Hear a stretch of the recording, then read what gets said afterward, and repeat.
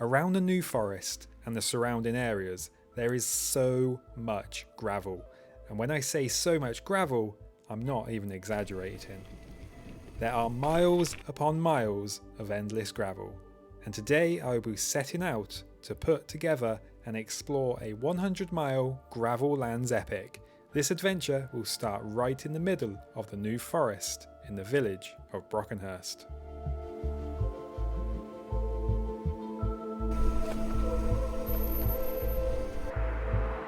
My journey out onto the New Forest cycle tracks feels like I'm heading into my own little world of solitude. Even though the New Forest is not that remote, once you head onto the gravel, the silence arrives, and you are thrown into this small patch of landscape that is perfect for escaping the outside world. The only noise here today is the gentle breeze in the air and my bike rolling over these gravel tracks.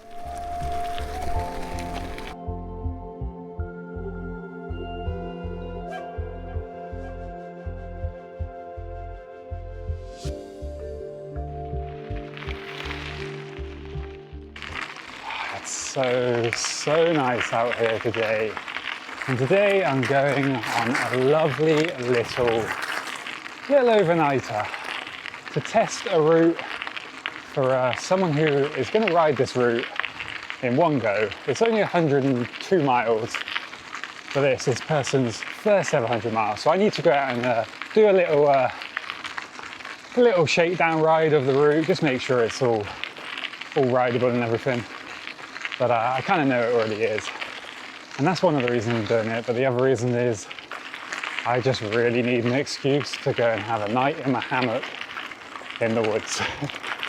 So today we're just going to be cruising around the gravel tracks of the south, which there are many. It's going to be a very slow and steady, lots of stopping and a very relaxed ride today and then tomorrow as well.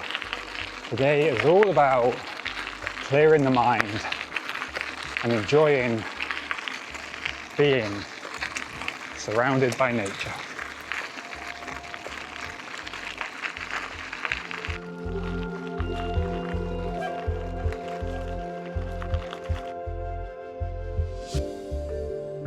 The New Forest is best considered as rolling terrain, as there is very little elevation gain, which makes for some fairly chilled out vibes and relaxed pedalling.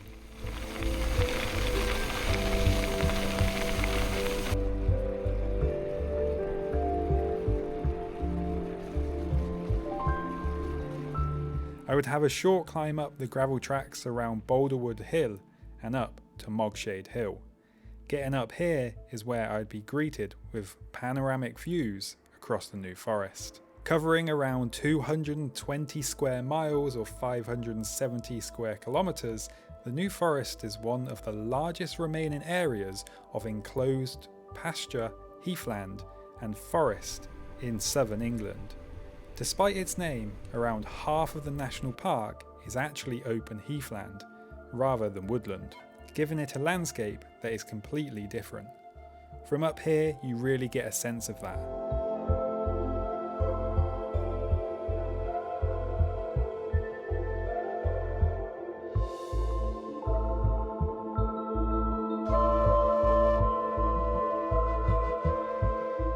After enjoying the views of the New Forest, it was time to head to my first pit stop of this gravel lands adventure. That would be a downhill cruise to the market town of Ringwood, sitting on the River Avon. The River Avon is one of the few major rivers in England that still flows largely in its natural state, rising in Wiltshire and winding for around 60 miles before reaching the sea at Christchurch. Leaving Ringwood, I would briefly join the Castleman Trailway, a traffic-free route that follows the course of the old Southampton and Dorchester Railway. The railway was built in the 1840s by engineer Charles Castleman, who became known as Castleman the Snake because of the winding route he used to connect towns across Dorset and Hampshire. The railway closed in the 1960s, but much of the old track bed has survived and has been transformed into gravel trails for walkers, cyclists and horse riders.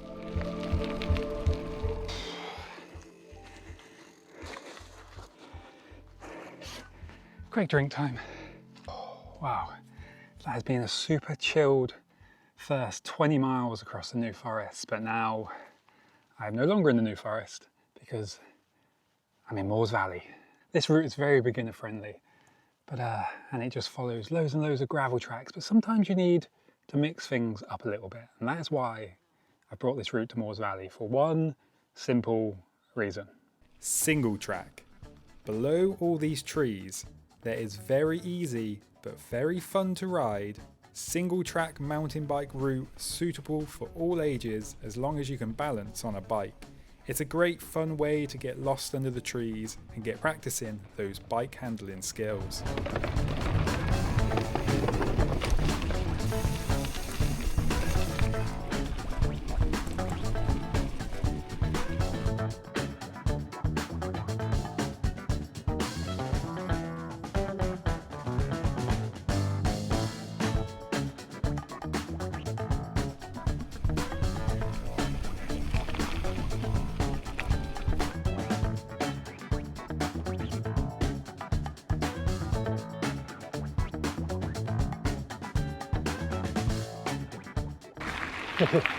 Always love a little bit of Moors Valley single track.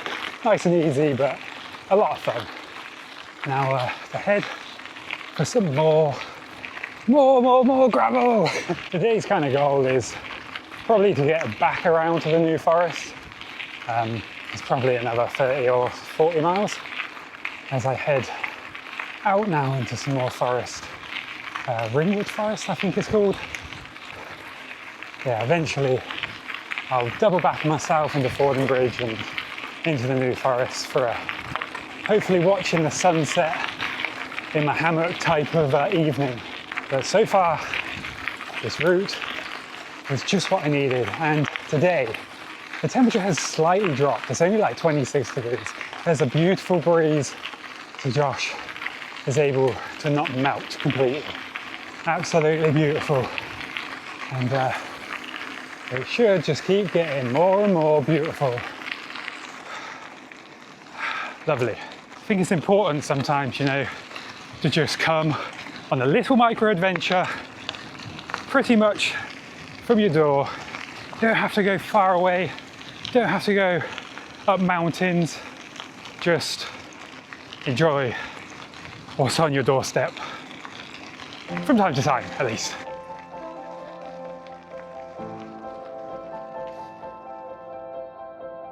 Now I was leaving the Moors Valley single track behind, it was time to explore a bit more of that endless gravel around Ringwood Forest. I'd be passing through this forest, taking in as many of the gravel tracks as possible. The trails around here are still mostly flat, with the odd short kicker here and there. So close to the built-up world, yet all these trees keep all that noise and chaos at bay.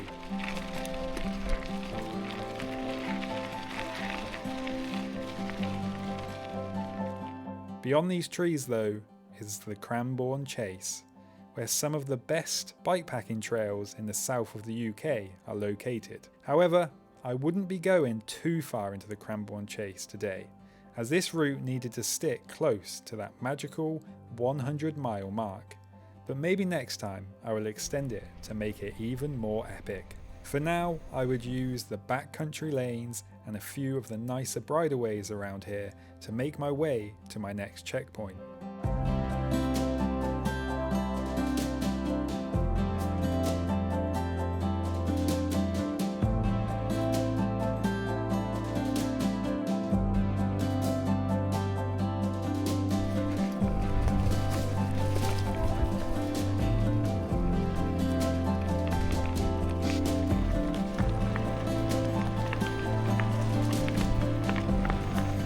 Fordingbridge. Sitting on the banks of the River Avon, Fordingbridge is a small town with a history stretching back to medieval times. Its name comes from the stone bridge that was built here in the 13th century to replace an earlier river crossing or ford. That bridge still stands today with its 7 graceful arches, making it one of the oldest medieval bridges in Britain still carrying traffic. Right, so I'm about the halfway point now, and it's about 4:30, so still got quite a few hours until the sun sets. Don't particularly want to do too many more miles, so I'm just chilling out. Nice cold drink. I'm going to head back into the New Forest now. Now, the New Forest doesn't really have any climbs. I know some people disagree with me on that one, but if you go anywhere else in the country, apart from maybe like Norfolk, the New Forest is essentially flat. Although saying that, I have added probably the only very short graded, you know when they put the little percentage signs up, that I know of in the New Forest on this little route. It's very, very short, but I think it's like maybe 18%, maybe it's 20%, I'm not sure. We're gonna go and see it in a minute. And then I'm gonna start looking for some trees to get the hammock set up and just chill, hopefully watch the sunset if I can find a decent little spot, and just chill for the remainder of the day. I've only got just over 50 miles to go, so don't really want to do too many. I want to get up really, really early as the sun is rising, enjoy that morning cool air as I roll through the forest tracks all alone back towards Brockenhurst tomorrow. Been a very, very nice day today.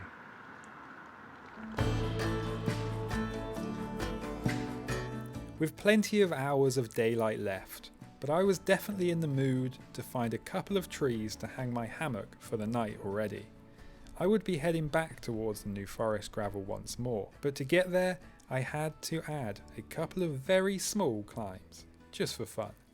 The first was just a nice steady pedal up Stuckton Hill, not big enough for me to get stuck, but just around the corner from here is Blissford Hill, the only graded hill that I'm aware of around the New Forest, so it had to be included. And it's a nice 25%. Luckily, it's a short one with a nice run into it, but it might still take a little bit of a fight to get to the top, albeit a short fight.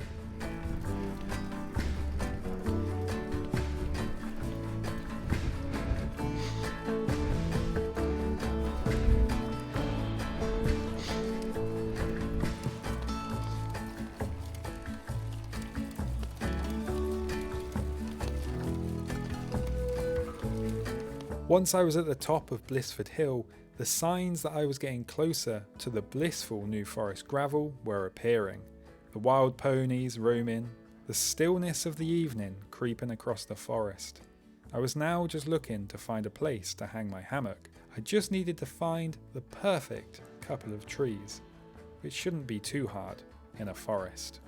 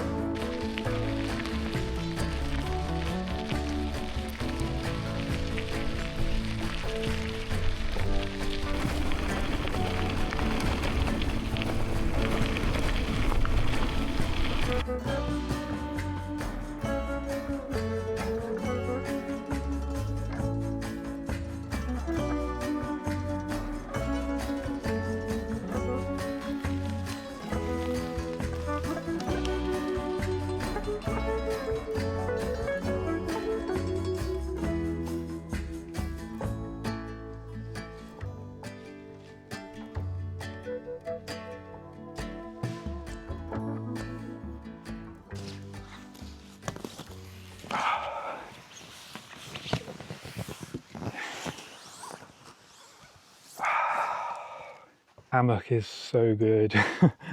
Oh, it feels so nice to just lay in this. It's pretty warm as well, but it is going to get down to about 16 degrees tonight. So it's probably like the coldest night we've had in the UK in what feels like a long time.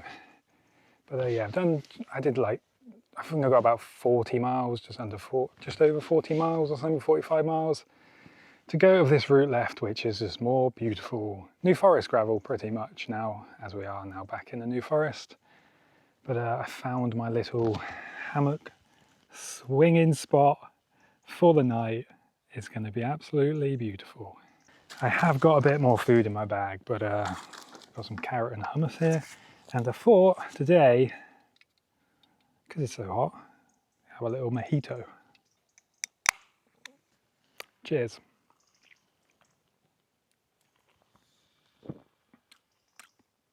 Oh, that's good.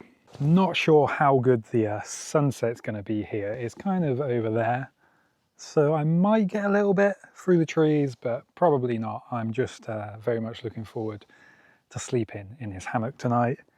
I don't normally take the hammock out unless it is really hot, because I can't bother to carry all the extras under blankets and stuff, because I don't know, it feels a bit pointless when you have this hammock that is literally the size of like a can, like a Coke can, and then to make it warm enough to sleep in, you need all this extra stuff that it becomes bigger than your tent setup and sleeping bag and stuff. So I don't normally use it unless I know it's going to be baking hot. So while this heat wave, I had to get it out and just enjoy this view swinging under the trees. This is the best view ever.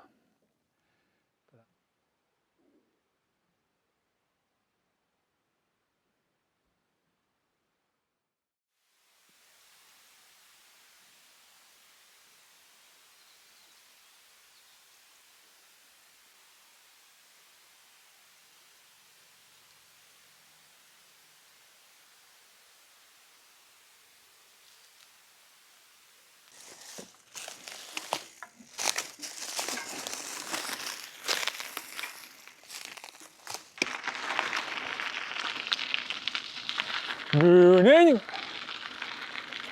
morning, morning. What have we got left to do then? 47 miles. Lovely. Good morning from the beautiful gravel tracks of the New Forest. I think I'm waking up a little bit after sunset. I could have laid in that hammock for another day, I reckon. It was so calm out here, it was so peaceful. There was a very, very gentle breeze this morning. It's beautiful, and it's so cool this morning. Probably around 16, 17 degrees, and it is just absolutely refreshing.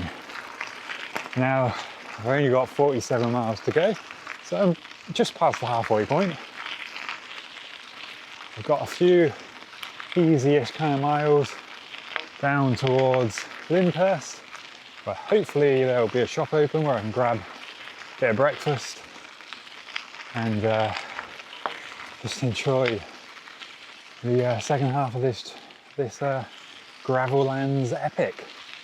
About 5 or 10 miles I will be crossing over onto like the second loop of this route, as it is kind of like a double loop kind of route. And yeah, go and see what the day has in store for us, shall we? Oh, it's so refreshing out here. It is amazing. Woo-hoo! Woo!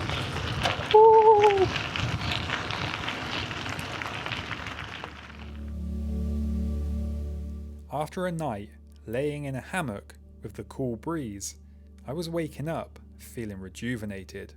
The feeling of waking up and jumping on a bike never gets old to me, especially when you seem to be the only one around to witness the sunrise.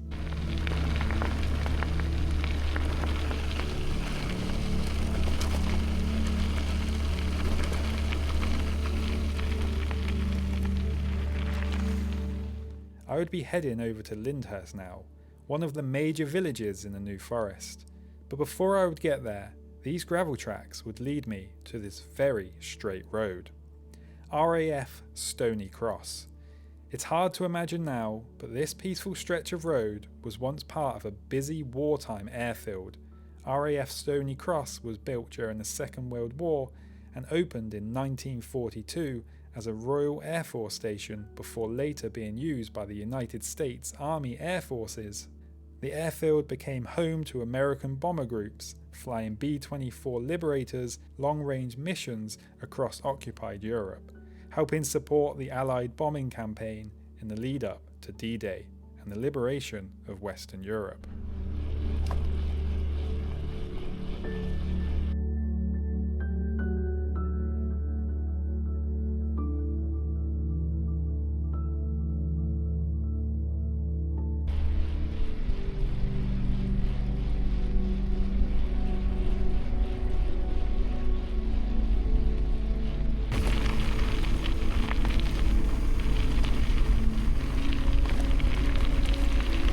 I arrived in Lyndhurst nice and early, while it was still quiet. It's a beautiful little village, but it is one of the busier ones around the New Forest.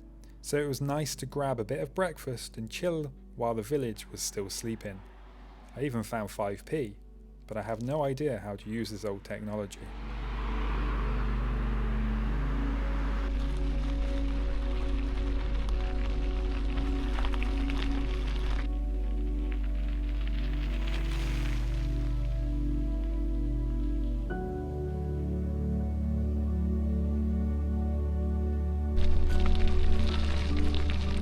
Still enjoying the cooler morning air, I would now be heading over to Roydon Woods Nature Reserve. To get here, I would need to go through some less maintained trails than the New Forest gravel tracks, and there is always a possibility here of some overgrown, thorny bushes. Luckily, the trails down here have seen quite a lot of improvement over the last few years and seem to have been re-gravelled, making them a lot easier to ride than they were a few years ago.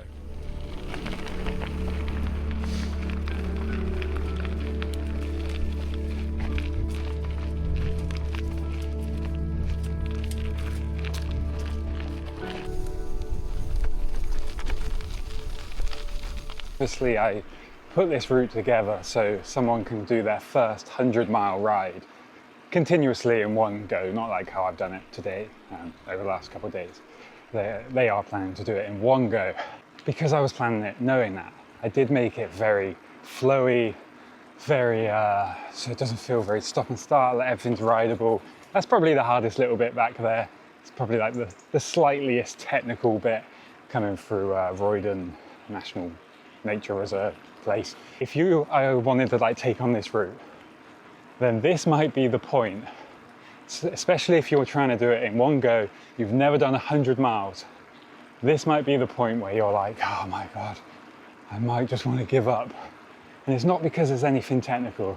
It's just that you come within about 3 miles of Brockenhurst, which is the finish line, but you still have just over 20 miles to go. So it can be a bit of a mind battle, and if you've never done 100 miles before, you'll probably get to this point of thinking, oh, maybe I'll just finish here. But don't. You can do the 100 miles. Keep going. But it has been an absolutely glorious morning so far this morning. We've only 20 miles to go though. It's not very long, it's not very hard from here.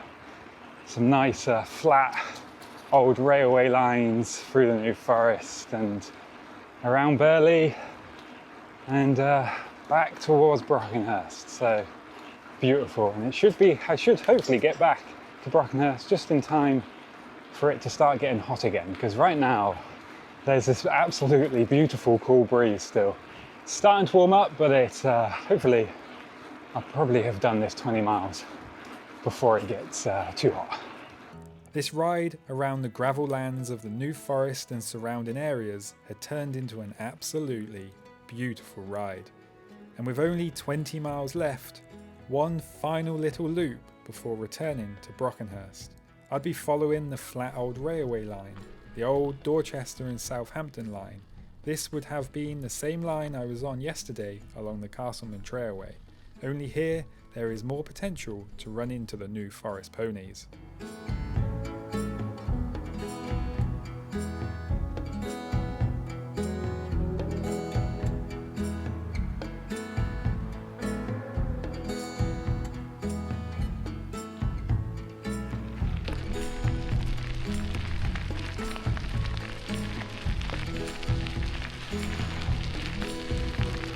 To get back to Brockenhurst from here and hopefully beat the heat, I would only have a few last rolling hills, but with one great fun descent to finish things off, Thorny Hill. The descent is only short, but it sends you flying into a wide open expanse of the New Forest towards Burley.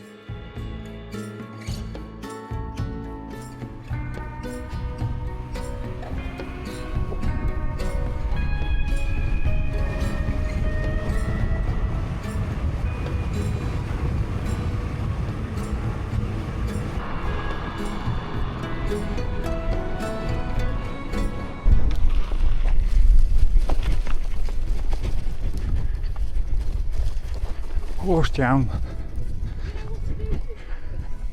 Slowly, very slowly move forward. Yeah.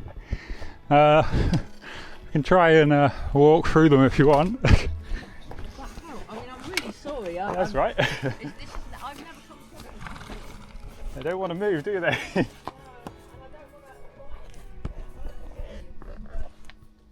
Hello. Anyone want to move? Yeah, they do not want to move. I'll just wait it out. Good luck. Yeah, I can't go backwards either, can I? You've got a little bit of room backwards. This route was a complete success, so if you are looking for a little overnight route, or as this route is designed for a continuous ride and you have never done a 100 miler in your life, this one will keep you mostly traffic free, keep you rolling with plenty of places to stop, restock and take in the surrounding areas. Give yourself a little challenge and have some fun. If you want to give it a go, the link will be in the description of this video down below. Thanks for joining me on this little micro epic adventure around the gravel lands of the south.